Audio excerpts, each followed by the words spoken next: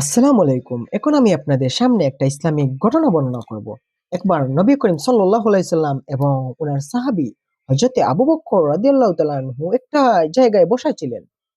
তখন একজন ব্যক্তি আসলো এবং হযরতে আবু বকর রাদিয়াল্লাহু তাআলা আনহুর নামে অনেক খারাপ খারাপ কথা বলতে শুরু করলো এবং ওই লোকটা বলেই যাচ্ছে যে আপনি মিথ্যা কথা বলছেন, আপনি অনেক এটা এটা করছেন, এরকম বলতেছে।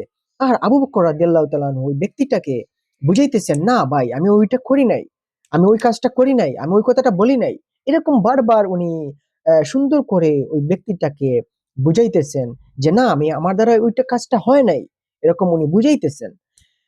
তখন নবী করিম সাল্লাল্লাহু আলাইহি সাল্লাম পাশ থেকে মুস্কি হাসতেছেন ওই বাক্য আলাপগুলা দেখে।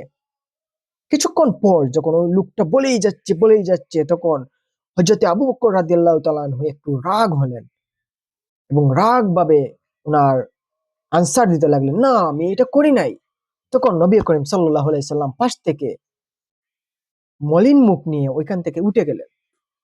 তখন আবু বকর রাদিয়াল্লাহু তাআলা আনহু নবী করিম সাল্লাল্লাহু আলাইহি সাল্লাম পিছন পিছন গেলেন এবং নবী আকরাম সাল্লাল্লাহু আলাইহি সাল্লামকে জিজ্ঞেস করলেন, হে আল্লাহর নবী, আমি যখন ওই ব্যক্তিটাকে সুন্দর করে আনসার দিতেছিলাম যে আমি আমি ওই কাজটা করি নাই, আমার দ্বারা ওই কাজটা হয় নাই, তখন আপনি মুস্কি হাসতেছিলেন। আর আমি যখন একটু রাগ করে ওকে আনসার দিতেছি যে না আমি এটা করি নাই, আপনি এটা কেন বলতেছেন আমার উপর, তখন আপনি মুখটা মলিন করে ওইখান থেকে চলে গেলেন। আমি এটা বুঝলাম না আল্লাহ রসুল। তখন নবী করিম সাল্লাল্লাহু আলাইহি সাল্লাম বললেন, হে আবু বক্কর, তুমি কি জানো তুমি যখন ওই ব্যক্তিটাকে হেসে হেসে সুন্দর করে আনসার দিতেছিলা তখন আল্লাহর রহমত তোমার উপর নাজিল হইতেছিল, তখন ফেরেশতারা তোমার উপর অনেক রহমত বরকত দিতেছিল। আর যখন তুমি একটু রাগ করছো তখন আর ফেরেশতাদের রহমতটা এবং ফেরেশতাদের নেকিটা দেয়া বন্ধ হয়ে গেছে।